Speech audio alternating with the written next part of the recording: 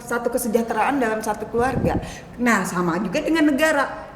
Rakyat katanya makmur, semua serba murah, semua tercukupi, aman. Tiba-tiba setelah dia tumbang, utang gila-gilaan. Nah, penerusnya lah yang akhirnya terbebani hutang dan hutang. Dan hutang itu buat apa? Buat memperkaya keluarganya. Lihat dong, dia punya tanah berapa ratus hektar, berapa ribu hektar tanah. Lebih besar dari Jawa Tengah ya? Berapa ratus triliun kekayaan yang dia punya, yang ada istilahnya nggak habis 7 turunan, habis keluarga Cendana. Ada yang kesimpan lagi di luar ya? Selama 32 tahun dia berkuasa, dia bisa punya tanah ribuan hektar, dia punya uang ratusan triliun yang katanya nggak habis 7 turunan. Secara logika, mungkin nggak 32 tahun berapa sih gaji presiden? Hitung-hitungan matematis. Iya. Gitu. Tapi gue mau ngomong nih, maksudnya kok kayak mirip yang kemarin 10 tahun ya? Oh, si Jokowi. Pak, saya mau ngomong, Pak. Saya ngomong. Saya yang ngomong. Ya, mirip-mirip ya. Yang katanya dari gorong-gorong ternyata garong. Maksudnya ya apa namanya, hutangnya makin gede cuy. Makin gede. Iya, sama Pak Harto juga mungkin gede kan tadi dibilangnya. Barulah gua sadar kenapa SBY nggak seberani itu.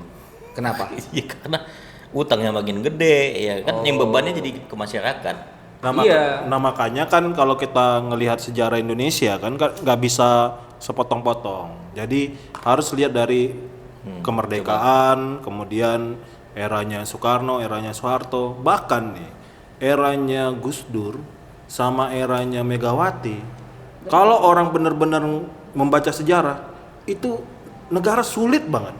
Kenapa? Sulit. Akhirnya makanya orang mempersoalkan soal Indosat, ya kan. Padahal gimana pun, ya kan, memang pada saat itu negara sedang krisis. Kalau orang tahu itu krisis moneter 98, negara tidak punya uang gitu kan, minus apa segala macam. Apa yang harus dilakukan? Jual barang sendiri lah gitu ya. Dia Daripada hutang ya kan. Ya, Kalau orang yang waras akan paham, tapi kalau orang-orang yang gak waras nggak akan pernah paham, kita jelasin.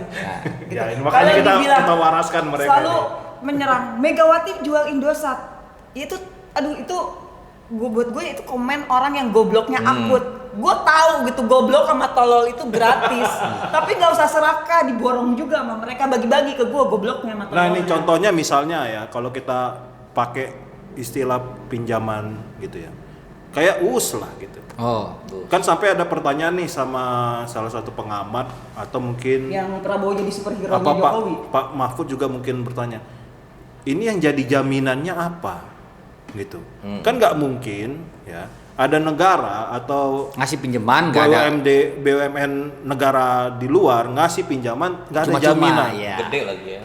Nah, jaminannya apa? Ya pasti kan aset-aset yang dimiliki oleh negara, yang dimiliki oleh BUMN. Nah, kalau misalnya tidak bisa membayar, pulau. Bisa kan sampah, bisa aja. Pulau. Artinya begini, karena ini kan akan terdampak pada presiden-presiden setelahnya. Iya. Nah, kalau melihat pendekatan itu, kenapa sekarang kita mengalami begini? Ya karena Soeharto 32 tahun, ya kan. Kita menjadi negara yang SDA dijual begitu rupa gitu kan, tapi tidak ada perkembangan teknologi kita gitu kan, sehingga kita jadi negara yang dulunya yang terdepan sekarang jadi terbelakang.